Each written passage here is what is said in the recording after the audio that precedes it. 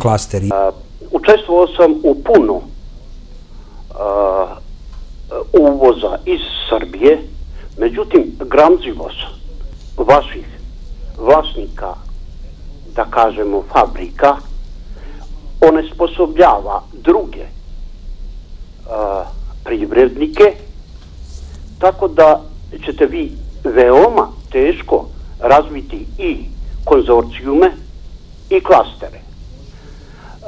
Smatram da se to može da stvori na jedan sasvim drugačiji način, a jedan od načina je taj, inače Lundski univerzitet je jedan od poznatih u svetu, pored samih tehničkih fakulteta, računajući fakultet za fiziku i hemiju, ima naselje koje se zove Ideon.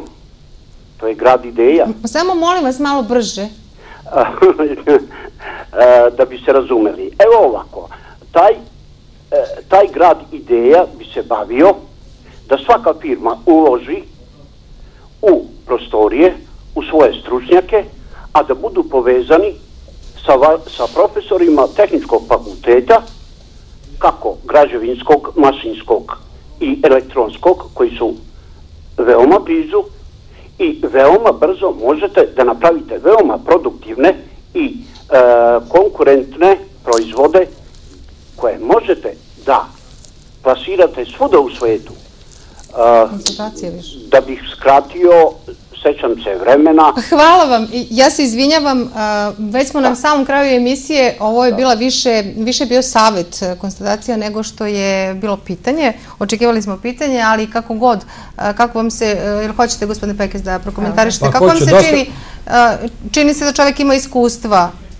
Jasno je, prvo kod termina klaster, to se najčešće, mada to nije pravilan prevod, kaže grozd, jel, to se neki tamo ukrupljuju i tako dalje. Ja ću da budem kratak. Molim vas. Ovo što je on govorio o gradu ideja, to je nešto što se i kod nas razvija, kombinujući poslovne inkubatore sa klasterima i tako dalje. To je otprilike na tragu te ideje. Gospodin je otprilike primetio suštinu, ali možda najbolje nije razumeo ono o čemu smo mi govorili.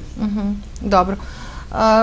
Još malo je vremena ostalo do kraja emisije, ali Mirjana, da već završavam, ali da mi kažete iz sada vašeg ugla i privrednika, ali i nekog ko je već sa iskustvom u ovom udruženjima, kakvi su klasteri, šta je ono što nedostaje Srbiji da bude, recimo, kao neka zemlja koja je poznata po klasterima, gde puno para dobijaju tim udruživanjem? Pa našem proizvođaču pre svega nedostajala mu je podrška i nedostaje mu zaštita. I opet ću ponoviti ono što sam rekla, ovim načinom možemo da dođemo do toga. Zato što kada pričate sa nekim običnim ljudima koji kao naš gledalac, kojima i ne znači mnogo ta reč klaster, ali kada kažete to je neko udruženje koje će vam, poslovno udruženje ili esnavsko, kako bi to ove starije generacije rekle, koje će vam omogućiti sve ovo o čemu smo večeras pričali, pre svega da kroz projekat dobijete neki novac, pa da plasirate svoju robu na nekom novom tržištu. Uglavnom je reakcija, ma dajte, to je neko pranje novca. Jel vam se to dešava? Pa, gledajte, u principu, zato kažu, postoje dva termina, opet engleska, i kažu klasteri se stvaraju bottom up i top down, znači od dole, znači stvaraju ih privrednici. Ne može, ako se stvara samo od gore, ako ih samo iniciraju vlasti ili ne znam neko drugi, onda je nemoguće napraviti klaster. Znači mora da postoji inicijativa tih privrednika. Samim tim što postoji inicijativa od njih, oni veruju u tu ideju i slede. Jel to znači, gospodin Pekez, da nema zloupotreba? Pa znate šta, zloupotreba je stvar koja se može svagde učiniti i svuda postoji. Pa da, ali pretpostavljam da mora da postoji poverenje, kako će vam verovati? Da, evo recimo poverenje. Mi smo, na primjer, na teritoriji Vojvodine u ovom trenutku okupili 75 subjekata, od kojih su 60 preduzeća i 15 su institucije za podršku, takozvane. Sada čeka na učlanjenje još oko 30 preduzeća. Da li je moguće... A šta znači, izvinite, a šta znači čeka? Čeka jer je u postupku, postoji procedura statutom, kako jednostavno statutom postoji, statutom klastera regulisana procedura za učlanjenje, oni su ljudi podneli, odnosno firme su podnele zahtev i to će na sledećoj sednici... Pa je to neka velika procedura? Nije, čeka sednica upravnog odbora, nije to, ja govorim zbog tačnosti podataka, inače bi trebao da kažem da je već oko 100. Dobro. Dakle, 100 preduzeća, to su, ako samo pretpostavimo da je to 100 direktora, da li mislite da li je moguća na takav način manipulacija ljudima koji se bave biznisom? Nije, teško je moguće. Znate, ovo što je Mirjana rekla, udruženje koje mi zovemo klaster je udruženje koje pripada privredi. To nije niko ko je došao dozgo i rekao im, kao što sam ja nekad u šali govorio, nije rekao komesar, morate sad svi u zadrugu. Nije to. Ovde su oni koji osjećaju potrebu. Oni kad osjećaju potrebu znaju šta od toga očekuju. Oni znaju šta mogu da imaju. Oni se ne obraćaju sa pitanjem, a šta mi imamo od vas? Pa od nas nemate ništa. Imamo svi zajedno ako smo. Što bi neko imao od vas, od mene, to imamo svi zajedno, zato smo se udružili. To je pitanje razumevanja. Ja možda sada pojednostavljeno govorim, a upravo to je ono što vi kažete, kao ovaj gledalac ili neko na ulici kaže, a šta mi imamo od toga? Pa vi od toga nemate ništa. Ako nećete, nemate ništa. Ako hoćete, dođite da se udružimo i da se dogovorimo kako jedan posao zajedno da obavimo. Kada se tako dogovaramo, onda ne postoji konkurencija među nama. Zna se gde je linija zajedničkih interesa i kad počinjemo biti jedan drugom konkurenti, to obojica osetimo. I to je, pretpostavljamo, opet zdrava konkurencija. A jasno, zdrava konkurencija. Zajedno ćemo više uraditi.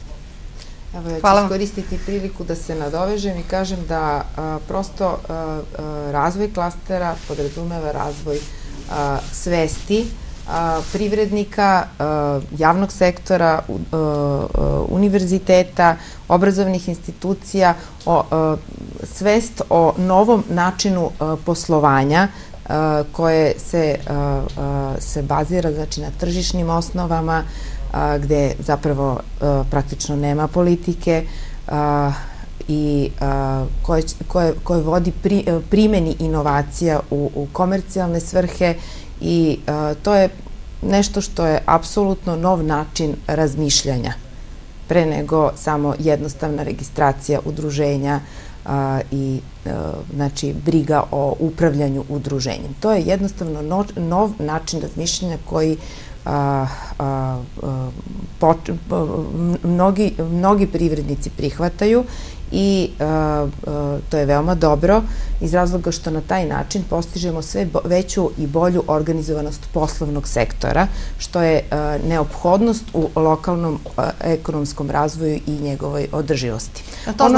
Jel to znači više novih radnih mesta? Svakako da znači. Znači, sa novim načinom razmišljanja, sa potrebom za povezivanjem, za razmenom informacija, znači smanjit će se ona, kako je već gledalac koji se javljao rekao, gramzivost, jer definitivno to postoji i to jeste prisutno u mnogim i izvoznim i uvoznim aktivnostima i umrežavanjem, deljenjem informacija i sama spremnost koju privrednici mogu da iskažu u toj nekoj saradnji i partnerstvu učinit će da naša privreda zaista krene uzlaznim tokom i da ide ka rastu, ne samo ka razvoju gde smo sada.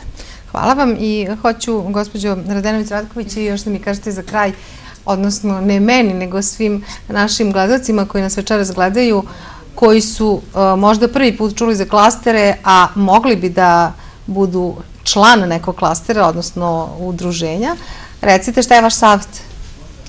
Moj savjet je da razgovaraju, da sarađuju, da razgovaraju sa prvim komšijom, jer možda baš upravo njihov prvi komšija proizvodi ono što je njima potrebno.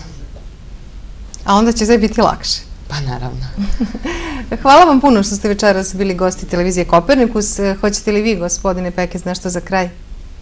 Pa ja ću iskoristiti priliku da kolege iz Lediba, sve ove postojeće klastere u regionu Niša pozdravim ispred naših sada već više od 100 članica, da ne bude da se teško učlaniti u klaster.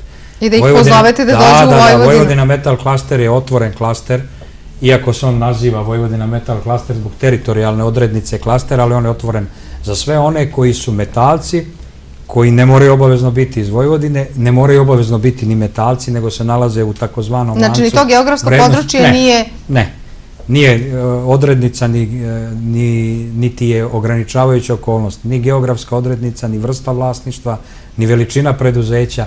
Svi koji vide interes u takvom udruživanju dobro su došli. Nas mogu da nađu na internet na adresi www.vmc.rs, pa neka izvole. Hvala vam puno. Hvala vam. Hvala i vama što nas pratite. Ostanite dalje uz televiziju Kopernikus i gledajte, neka bude više udruženja, više klastera i više radnih mesta. Hvala, prijetno.